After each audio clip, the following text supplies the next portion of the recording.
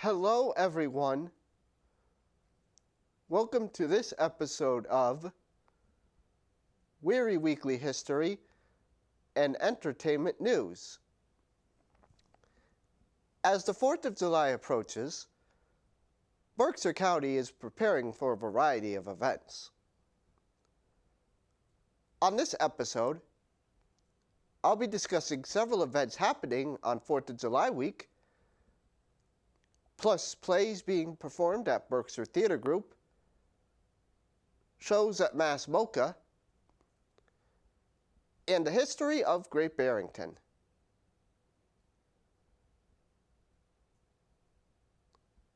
First, it's time for this episode's trivia question.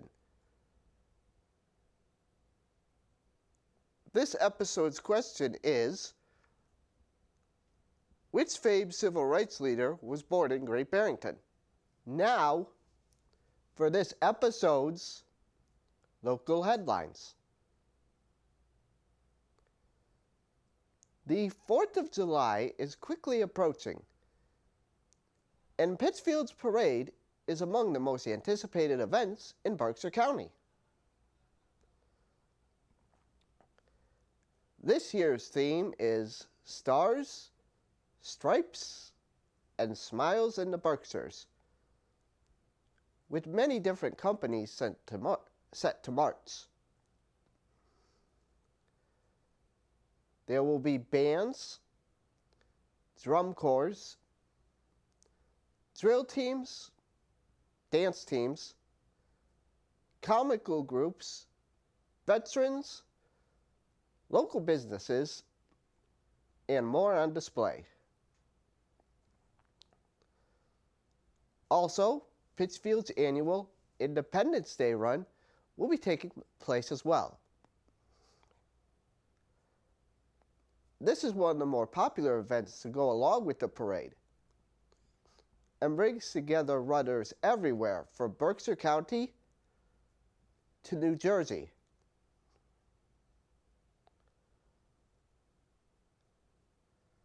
The parade kicks off at 10 a.m. sharp on July 4th, rain or shine. It will be on its usual route, beginning at the intersection of South and East-West Housatonic Streets in Pittsfield.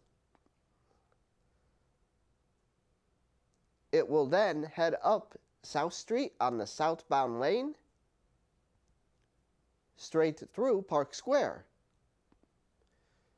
continuing up the southbound lane of North Street to Wacona Street before ending at Wacona Park.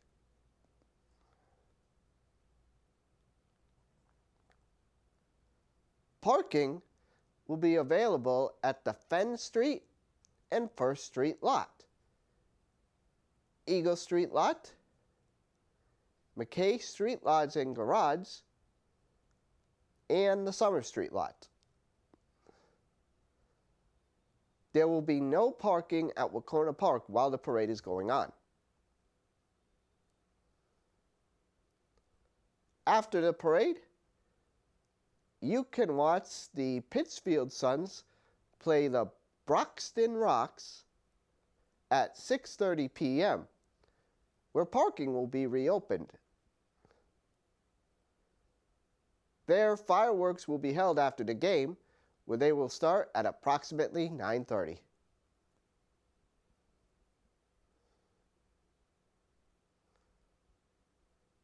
Besides the major Pittsfield parade, there are several other events happening in Berkshire County on the 4th of July. For instance, in North Adams, the Steeplecats will be playing against the Valley Blue Sox at 6:30 p.m. Tickets will be free that day in honor of 4th of July. Afterwards, there will be fireworks at 9:30 p.m. in the same location.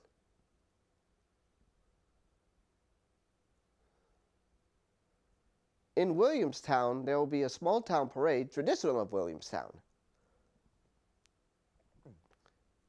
It starts at 11 a.m. on Southward Street, going from Main Street to Spring Street, before ending at the Williams Inn. The night will end with fireworks on the Williams College Golf Course at 9:30 p.m. on 19 Meacham Street.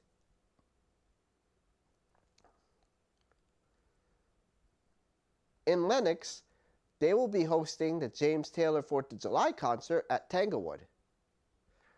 Now, this concert is sold out, but after the show ends, Tanglewood will reopen its gates to the public for fireworks at 9:30 p.m. Finally, in Lee, there will be an all-day free picnic at the main town park starting at 9:30 a.m. Fireworks will start at 9:30 p.m. at a place still to be determined. Our next story takes us to the Berkshire Theater Group, where they will be performing the Tony-nominated musical $1 Million Quartet. Backed by popular demand, and with some of the same cast members as it played the last time at the Unicorn Theater in 2017, this three-time Tony Award-winning, once-in-a-lifetime musical brings audiences in the recording studio with icons Elvis Presley, Johnny Cash, Jerry Lee Lewis, and Carl Perkins. The musical highlights the night, December 4th, 1956, that they all came together and performed.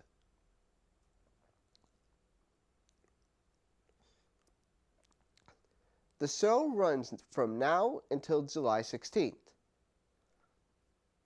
Visit their website for more information. Next, we'll be visiting Mass Mocha in North Adams for one of their biggest shows of the 2023 season. Bang on a Can Loud Weekend. This is a very popular event. A fully loaded 3-day eclectic super mix of creative, experimental, and unusual music. Artists set to perform this year include Chrono's 5 Decades, Love in Exile, David Lang, Bang on a Can All-Stars, Tarta Relena, Paola Prestini, Jeffrey Ziegler, Joan Tower, Oscar Benenson, Jeffrey Brooks, Andy Aquino, Nicole Lizzie, Dave Sanford, and more. Bang on a Can Loud Weekend will be going on from July 27th through the 29th. Tickets are selling fast. Visit Mass Mocha's website at massmocha.org to purchase your tickets. Our next stop is in Tanglewood in Lenox, where they will be hosting a series of classical concerts in July. These concerts are great for anyone who loves classical music. The concerts are Boston Symphony Orchestra, Andres Nelson's performing Brahms, Habibi, and Montgomery on 7/8. Boston Pops Orchestra, Who Could Ask for Anything More, featuring conductor Keith Lockhart on July 14th. And Anna Rakina on July 29th. Visit the website shown here to purchase tickets. Summer camps are extremely popular for children during this time of the year. If you have a child who is interested in art or science, the Berkshire Museum is a great place for this. Berkshire Museum camps offer children going into grades pre-kindergarten through the 8th grade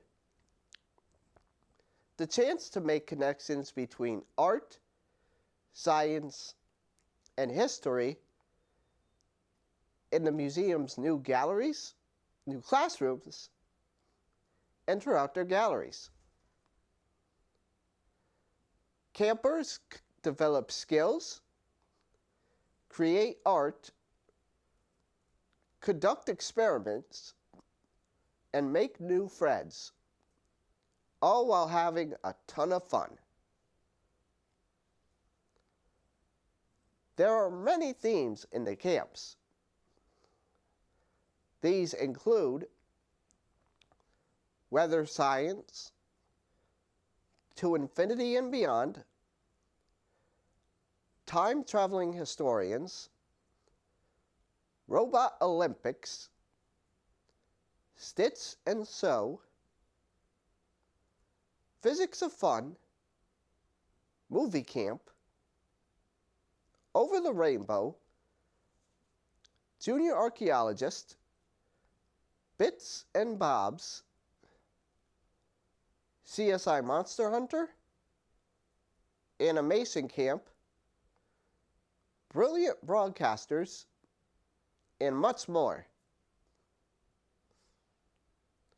Registration for camps is currently ongoing. Visit Berkshire Museum's website shown here for more information. Pittsfield's Third Thursdays are back. There are 2 more of them going on this summer. Like last year, they will be held at the Common Park on North Street. They will be held on July 18th and August 15th. Both will take place at Common Park on First Street from 5 to 8 p.m. July's theme is Dance Party with DJ BFG. I've mentioned DJ BFG in the past. Earlier this summer, he performed at the Stationery Factory in Dalton. The other event going on is Touch a Truck. This highlights motor vehicles in the Berkshires. Both events are free to the public.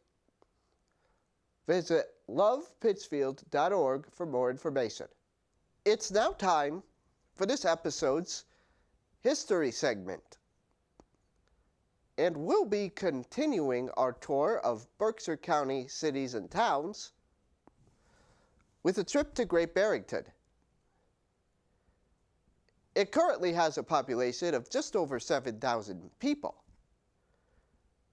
making it small enough for a town, but large enough for some unique personalities and history. There are many similarities between this town and that of Stockbridge. In the early 18th century, the area where Great Barrington is currently located was named Wehry by Mohican tribes. The name Wehry means the place downstream, and eventually regained some popularity in Great Barrington when a famed theater, which has been mentioned quite a few times here on WWHEN, took the name. On April 25th, 1724, Captain John Ashley of Westfield bought land in western Massachusetts. This land not only contained the future town of Great Barrington, but that of Sheffield, Egremont, Alford, and Mount Washington. The village of Great Barrington was first settled by colonists 2 years later, and in 1761, it was officially incorporated as Great Barrington.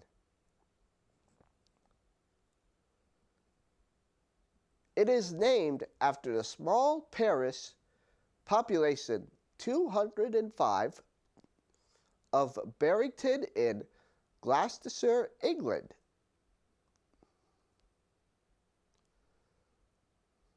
During the Revolutionary War, famed military general Henry Knox passed through Great Barrington while leading his troops to Boston.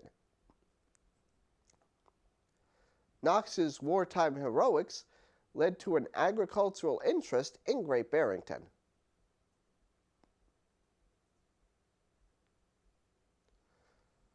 With the arrival of the railroad in the late 19th century, Great Barrington, like Lenox and Stockbridge before it, developed into a Gilded Age resort community for those seeking relief from the heat and pollution of cities.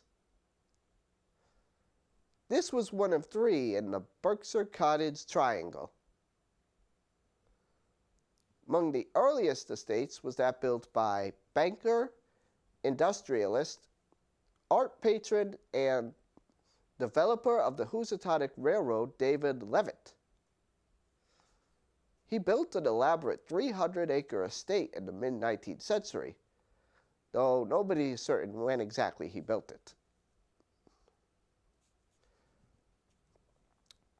Another famed design was the Sir Ellis Castle. It was designed by Stanford White in 1888 and took up 200 acres of square space. Eventually, it became a boarding school before closing in 2019.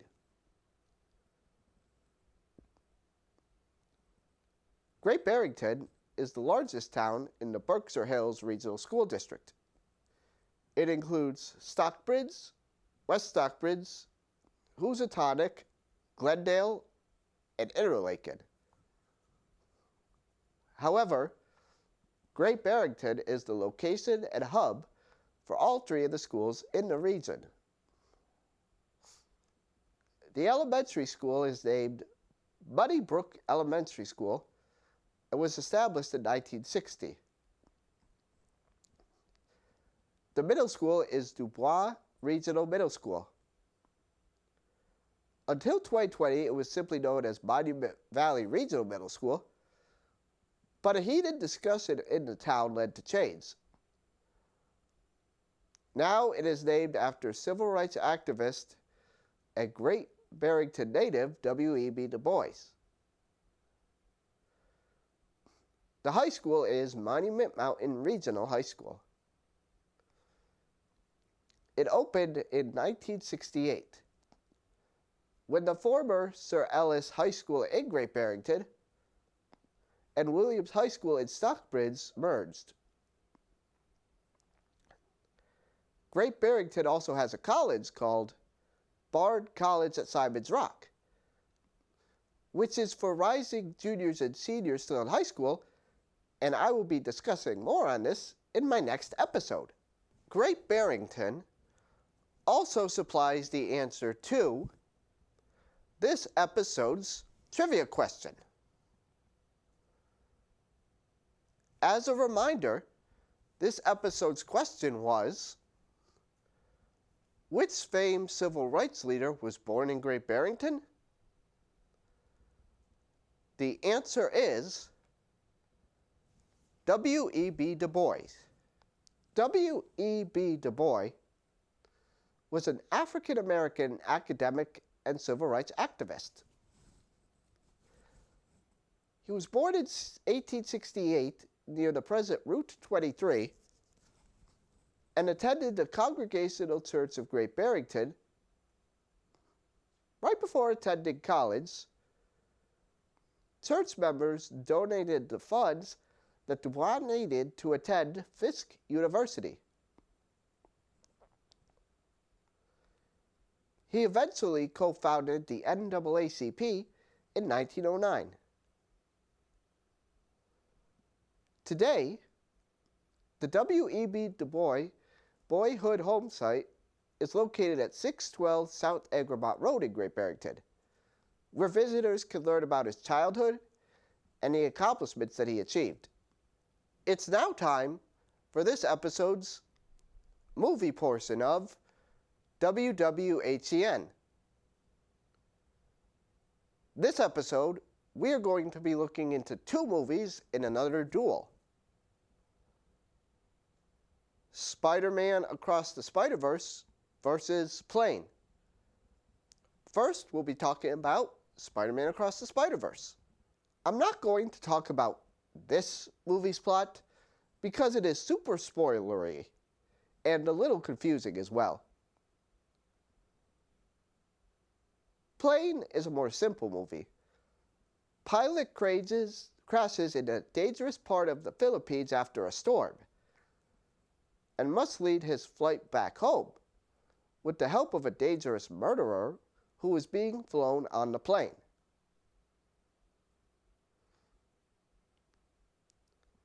So which movie is better? In a surprise upset, Plane is the better movie. First, a discussion about Spider-Man Across the Spider-Verse. If you may recall, the first Spider-Man animated movie, Spider-Man Into the Spider-Verse, was one of RT's favorite films. However, Spider-Man Across the Spider-Verse is anything but. I'm not angry with this movie, I'm just disappointed. Actually, some people may think that's worse. For one thing, one of the first movie's biggest strengths, how it was stylized into a comic book, is actually a weakness here. It's too in your face, and it can be really loud. Also, the movie has at least 3 to 4 endings. The movie is 2 hours and 16 minutes. That is way too long for an animated movie, even if it is a superhero one. And it is one of the largest animated films in American history. The last hour in particular crawls to a halt at times. I know Across the Spider-Verse has a lot of fans, but I'm sorry, I just was not one of them. Hopefully next year's sequel, Beyond the Spider-Verse, earns the franchise a spot back on WWHEN's favorite films. Plane may be the simpler movie, but sometimes simple is good. It doesn't reinvent the wheel, but it has great action scenes, characters you can root for, and at under 2 hours, ends exactly when it should. The lead actor, Gerard Butler, knows his way around an action movie. In fact, he was one of the producers of Plane. About the only negative part about Plane is Butler's decision to use his natural accent. Maybe it's just me, but at times it's hard to hear exactly what he has to say.